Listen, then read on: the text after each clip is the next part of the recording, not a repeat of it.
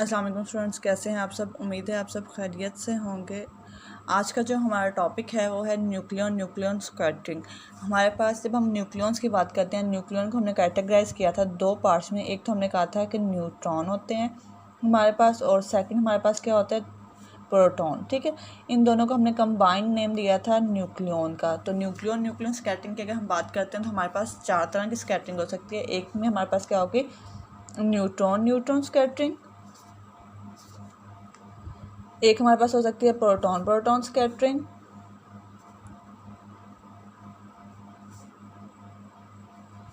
एक हमारे पास हो सकती है न्यूट्रॉन प्रोटॉन स्कैटरिंग। और एक हमारे पास हो सकती है प्रोटॉन न्यूट्रॉन स्कैटरिंग। ठीक है, अब हमारे पास स्कैटरिंग से मुराद क्या है। स्कैटरिंग में हम ये भी कह सकते हैं, स्कैटरिंग में हमारे पास हम ये नहीं कहते कि हमारे पास रिएक्शन होते हैं। हम कह सकते हैं कि हमारे पास कोलिजन होती है, और वो कोलिजन हमारे पास कैसी होती है, वो हमारे पास इलास्टिक कोलिजन भी हो सकती है और वो इन इलास्टिक कोलिजन भी हो सकती है। मतलब हमारे पास क्या होते हैं, एक हमारे पास प्रोजेक्टाइल होता है और एक हमारे पास क्या होता है, टारगेट होता है।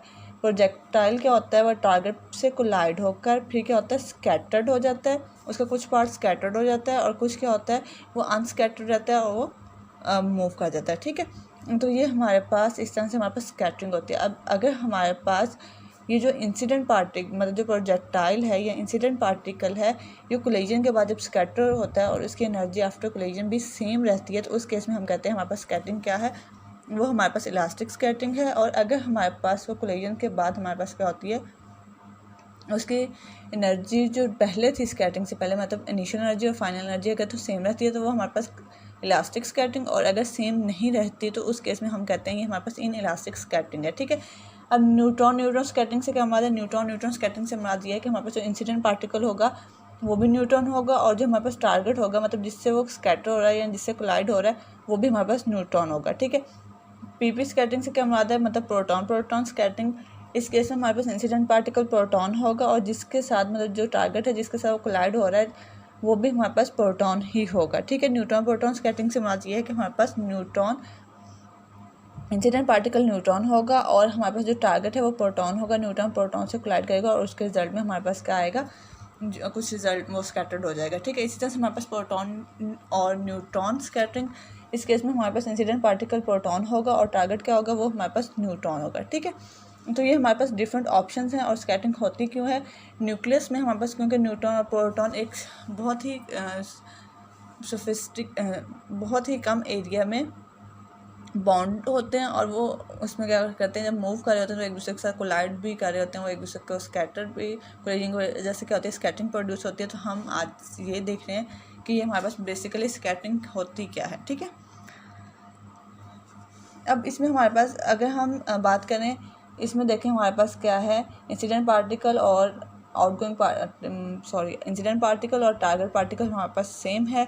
तो इस केस में हम कहते हैं कि ये हमारे पास सिर्फ उस टाइम पे स्कैटर्ड होते हैं, इनके दरमियान उसी टाइम पे स्कैटरिंग होती है जब हमारे पास T=1 हो। T=1 का मतलब हमारे पास क्या है, हम लोगों ने जब आइसोट्रॉपिक स्पिन पढ़ी थी उसमें हमने डिस्कस किया था कि हमारे पास I=1 और I=1 हमारे पास कब होता है, ये भी हमने देखा था। ये चीज़ें हमने प्रीवियस लेक्चर में देखी थी। ठीक है, तो न्यूट्रॉन और प्रोटॉन हमारे पास उस केस में होते हैं जब हमारे पास I=1 होगा, और हमारे पास न्यूट्रॉन न्यूट्रॉन स्कैटरिंग जो है वो हमारे पास हो सकती है दोनों कंडीशन में, I=0 हो या I=1 हो, दोनों केसेस में हमारे पास ये हो सकती है। ठीक है, तो ये हमारे पास, अब हमारे पास जो न्यूट्रॉन प्रोटॉन और प्रोटॉन न्यूट्रॉन से जो इन्फॉर्मेशन मिलती है, जो ये स्कैटरिंग होती है, ये हमारे पास ऑलमोस्ट सेम होती है। न्यूट्रॉन और प्रोटॉन हमारे पास क्या होती है, ये ऑलमोस्ट सेम होती है, क्योंकि इन दोनों में आइडेंटिकल पार्टिकल होते हैं।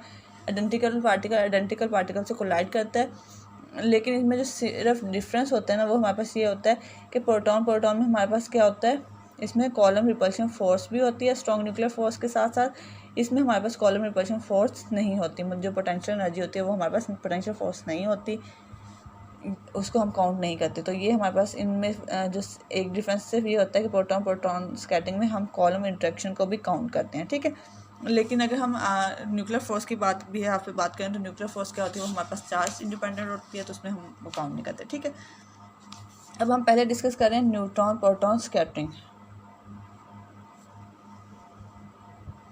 या प्रोटॉन न्यूट्रॉन स्कैटरिंग कह लें। अभी हमने बात की कि हमारे पास जो न्यूट्रॉन प्रोटॉन स्कैटरिंग से इंफॉर्मेशन मिलेगी वो ऑलमोस्ट सेम होगी जो हमारे पास प्रोटॉन न्यूट्रॉन स्कैटरिंग से मिलेगी, ठीक है। तो सबसे पहले हम क्या देख रहे हैं, इसमें हम ये देख रहे हैं, हम रेंज फाइंड आउट कर रहे हैं कि ये कितनी रेंज तक एक दूसरे को स्कैटर कर सकते हैं। जो शॉर्टेस्ट डिस्टेंस होता है बिटवीन 2 पॉइंट्स न्यूट्रॉन और प्रोटॉन के दरमियान, जो शॉर्टेस्ट डिस्टेंस होता है उसे हम कहते हैं इम्पैक्ट पैरामीटर,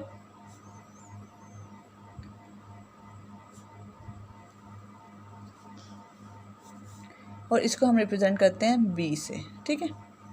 अब हमारे पास क्या होता है कि लेट्स सपोज ये हमने एक बीम, जब न्यूट्रॉन्स को प्रोटॉन पे हमने in form of beam fall किया, ये हमारे पास प्रोटॉन है और इसके ऊपर जब हमने न्यूट्रॉन्स को फॉल किया है तो ये हमारे पास वेव की फॉर्म में हम कहते हैं ये फॉल करते हैं, और जब इसके साथ कोलाइड करते हैं, कोलाइड करने के बाद कुछ पार्ट हमारे पास क्या होता है वो स्कैटर्ड हो जाता है और कुछ हमारे पास विदाउट इंटरेक्शन के पास हो जाता है, ठीक है। तो इस तरह से हमारे पास होता है।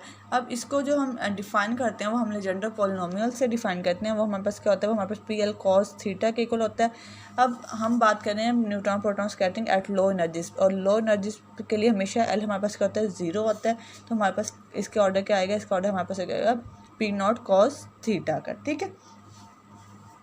उसके बाद अब यहाँ से अगर हम उसका इम्पैक्ट पैरामीटर हमने कैलकुलेटिव इम्पैक्ट पैरामीटर करना है तो इम्पैक्ट पैरामीटर, और अगर हम एंगुलर मोमेंटम की बात करें तो हमारे पास वो किसके इक्वल है, वो हमारे पास इक्वल है L cross H cut M mu cross 1/2 b, ठीक है। ये इसी हमारे पास आ गया। अब इसमें एल हमारे पास क्या ऑर्बिटल मोमेंटम है, एच कट हमारे पास क्या होता है ये आपको पता है, एम हमारे पास क्या है मैस ऑफ प्रोटॉन है या न्यूट्रॉन कह लें, न्यूक्लियन का मैस है बेसिकली, और बी हमारे पास क्या है, ये हमारे पास इम्पैक्ट पैरामीटर है और ये हमने कैलकुलेट करना है, ठीक है। तो हम कहते हैं कि हमारे पास अगर बहुत ही शॉर्ट रेंज है, मतलब प्रोटॉन और न्यूट्रॉन के दरमियान जो इंट्रैक्शन हुई है वो बहुत ही शॉर्ट रेंज में हुई है, तो उस केस में हमारे पास क्या होगी, एल की जो मैक्सिमम वैल्यू होगी उस केस में वो हमारे पास इक्वल होगी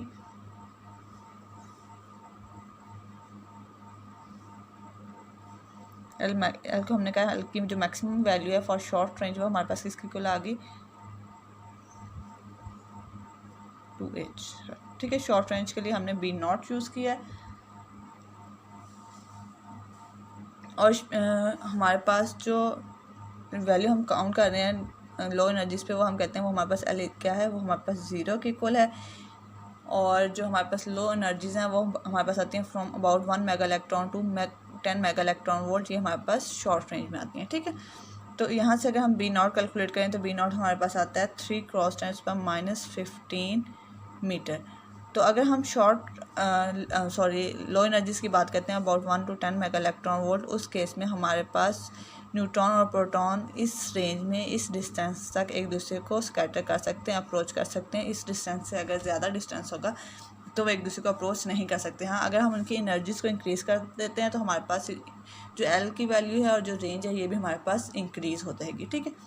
अब इसके लिए हमारे पास जो श्रोडिंगर इक्वेशन है हम इसको जब कैलकुलेट करते हैं हम इसे इसी तरह से करते हैं कि हम कहते हैं कि हमारे पास इन्फिनाइट स्केयर वेल में है और इसकी एनर्जी हमारे पास क्या है 10 मेगा इलेक्ट्रॉन वोल्ट तक है। तो उस केस में हमने कहा था कि हमारे पास दो हमने बताई यहाँ पे, हमने कहा एक हमारे पास इंसिडेंट है और एक हमारे पास क्या है स्कैटर्ड वेव है। तो उस केस में दोनों के लिए हम डिफरेंट वेव फंक्शन को डिफ़ाइन करेंगे। इंसिडेंट के लिए हमारे पास क्या है E iota K dot R is equal to E iota K R cos theta, ठीक है। तो ये हमारे पास क्या है, ये रिप्रेजेंट कर रहा है plane wave for incident wave. और उसके बाद हमारे पास क्या है स्कैटर्ड वेव के लिए अगर हम बात करें तो वो हमारे पास है F theta E iota K dot are over are, ठीक है। इसमें ये जो हमारे पास ये फंक्शन है ये रिप्रेजेंट कर रहा है स्कैटरिंग वेव को, और जो एफ थीटा है ये हमारे पास रिप्रेजेंट कर रहा है एम्पलीट्यूड को, और ये चेंज होगा विद चेंज इन थीटा, ठीक है। जैसे हमने अभी यहाँ पे बात की जब स्कैटर्ड होंगे उसके बाद हमारे पास क्या होगा, यहाँ पे फेज शिफ्ट भी आएगा, एम्पलीट्यूड भी चेंज होगा। अब हमारे पास जो नेट वेव फंक्शन आएगा वो हमारे पास इक्वल होगा sum of incident wave function plus scattered wave function, और ये हमारे पास जो रिज़ल्ट आएगा नेट वो हम इन दोनों को सम कर लेंगे। उसके बाद यहाँ पे हमारे पास क्या होता है, जब ये स्कैटर होते हैं यहाँ पे हमारे पास एक डिटेक्टर लगा होता है, वो डिटेक्टर इनको काउंट करता है और वो हमारे पास क्रॉस सेक्शन बताता है या प्रोबेबिलिटी बताता है कि कितने चांसेस हैं जब न्यूट्रॉन और प्रोटॉन एक दूसरे के साथ कांटेक्ट में आएंगे या एक दूसरे को अप्रोच करेंगे तो वो स्कैटर्ड होंगे या वो विदाउट कांटेक्ट वो जस्ट पास कर देंगे। तो ये इस प्रोबेबिलिटी को डिफाइन करता है और वो प्रोबेबिलिटी हमारे पास क्या है वो उसको हम रिप्रेजेंट करें यहाँ पे सिग्मा, और ये हमारे पास अगर हम इसको जो इसकी थ्योरेटिकल वैल्यू है वो हमारे पास है 2.3 बान, ये हमारे पास थ्योरेटिकल वैल्यू, और जो एक्सपेरिमेंटल है जो एक्सपेरिमेंट के थ्रू फाइंड आउट की गई है वो हमारे पास है 20.4 बान। मतलब जब न्यूट्रॉन और प्रोटॉन एक दूसरे के कांटेक्ट में आते हैं, एक दूसरे को अप्रोच करते हैं एट लो एनर्जीज, तो उनके जो चांसेस होते हैं एक दूसरे को स्कैटर करने के वो हमारे पास होते हैं अबाउट 2.3 बान टू 20.4 बान तक। ठीक है, उसके बाद अगर हम स्पिन इंडिपेंडेंस की बात करें, स्पिन डिपेंडेंस की बात करें,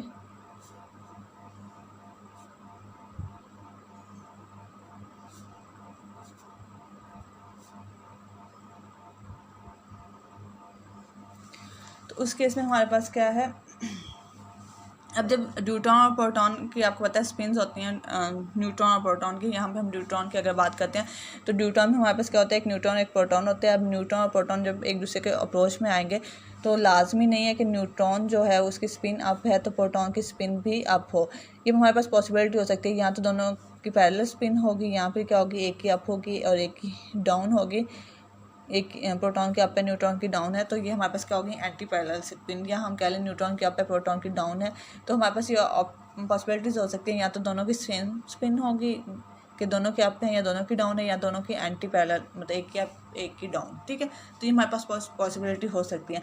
अब उस केस में क्या होगा, अगर हमारे पास दोनों की स्पिन हमारे पास अप है तो उस केस में मतलब अगर दोनों की पैरेलल स्पिन है उस केस में हमारे पास जो एल की वैल्यू होगी स्पिन डिफरेंट पैरामीटर्स यूज़ किए गए हैं डिफाइन करने के लिए। यहाँ पे आपकी बुक में जे यूज़ किया गया, हमने क्योंकि आइसोट्रॉपिक स्पिन में आई यूज़ किया था तो हम आई ही डिफाइन कर लेते हैं। मतलब हमारे पास आई इज इक्वल टू क्या होगा, 0 होगा एंटी पैरेलल, ये हमारे पास होगा आई इज इक्वल टू 0 होगा फॉर एंटी पैरेलल के केस में। ठीक है, और अगर दोनों पैरेलल है तो उस केस में हमारे पास क्या होगा, आई इज इक्वल टू 1 होगा। मतलब हमारे पास क्या होंगी, 3 स्टेट्स आएंगी, +1, 0 एंड -1, जिसमें वह एग्जिस्ट करेंगे। ठीक है, अब स्कैटरिंग में दोनों का कितना पोर्शन आएगा, जो हमने प्रोबेबिलिटी डिफाइन की थी स्पिन बेस स्पिन की प्रोबेबिलिटी क्या होगी, उसके इसमें हमारे पास क्या होगी कि 75% क्या होंगे, प्रोबेबिलिटी ट्रिपलेट की है। मतलब अगर दोनों की पैरेलल है इनके स्कैटर होने के चांसेस ज़्यादा हैं, 75% हैं, और 25% चांसेस हमारे पास किसके हैं, सिंगलेट के।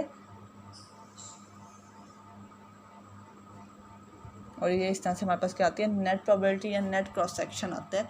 क्रॉस सेक्शन हमारे पास क्या होता है कि कितने % चांसेस हैं रिएक्शन होने के या स्कैटरिंग होने के कितने % चांसेस हैं, तो ये किसको रिप्रेजेंट कर रहा है, ये क्रॉस सेक्शन को। तो अगर हमारे पास अगर न्यूट्रॉन और प्रोटॉन आपस में इंटरेक्ट करते हैं और उनमें हमारे पास क्या है, अगर उन दोनों की स्पिन क्या है, पैरेलल हैं, तो उन केस में आपको पता है हमारे पास जो इंट्रैक्शंस होती हैं वो भी स्ट्रॉन्ग इंट्रैक्शंस होती हैं, और उस केस में हमारे पास क्या होते हैं, 75% चांसेस होते हैं। अगर वो एंटी पैरेलल हैं तो उस केस में हमारे पास कितने होते हैं, 25% चांसेस होते हैं, और इस तरह से हमारे पास क्या आती है, नेट कंक्लूजन आता है। ठीक है, और उसके बाद हमारे पास जो एक्सपेरिमेंटल वैल्यूज़ हैं इसके लिए ट्रिपलेट के लिए वो हमारे पास फ्रॉम 20.42 बान है, और जो सिंगलेट के लिए वो हमारे पास 6.6 to 74.6 अबाउट इतने हमारे पास उसके लिए आ जाते हैं। ठीक है, अब हमारे पास जो एनपी स्कैटरिंग है उससे कुछ कंक्लूजन है, वो कंक्लूजन क्या है, एक तो हमारे पास जो हम लोगों ने पहले से डिफाइन की गई है, nuclear forces of short range, ये स्पिन डिपेंडेंट होती हैं, और single state of neutron is not a bound state but a virtual state, ये हमारे पास है। बेसिकली हम लोगों ने क्या किया, हम लोगों ने पहले न्यूक्लियर फोर्सेस पढ़ी, फिर हमने बाद में यहाँ पे जो साइंटिस्ट थे उन्होंने पहले इन स्कैटरिंग को डिस्कस किया, इनको देखा, इनके दरमियान जो फोर्सेस थी उनको देखा, और फिर उन्होंने न्यूक्लियर फोर्सेस को डिफ़ाइन किया था। ठीक है, ये हमारे पास न्यूट्रॉन प्रोटॉन स्कैटरिंग आ गया। और अगर हम प्रोटॉन स्कैटरिंग की बात करें तो ये भी हमारे पास ऑलमोस्ट सेम है। इसमें हमारे पास क्या होता है कि हम नहीं डिफ़ाइन कर सकते कि हमारे पास कौन सा टारगेट है और कौन सा इंसिडेंट पार्टिकल है, अनलेस अगर हम उसमें कॉलम रिपल्शन को ना डिफ़ाइन करें, क्योंकि हमारे पास दोनों आइडेंटिकल पार्टिकल्स होते हैं। और न्यूक्लियर फोर्स हमारे पास क्या होती है, वो चार्ज इंडिपेंडेंट होती है। तो इसको आप स्टडी कर लेंगे प्रोटॉन स्कैटरिंग को। और बिल्कुल सेम हमारे पास क्या है, न्यूट्रॉन स्कैटरिंग भी ऐसे ही होगी, तो उसमें जो भी चीज़ होगी वो देख लेंगे। ठीक है, यहाँ तक क्लियर है। ये हमारे पास चैप्टर 2 जो है वो कंप्लीट हो गया। अब नेक्स्ट हम चैप्टर नंबर 6 स्टार्ट करेंगे इंशाल्लाह। अल्लाह हाफिज़।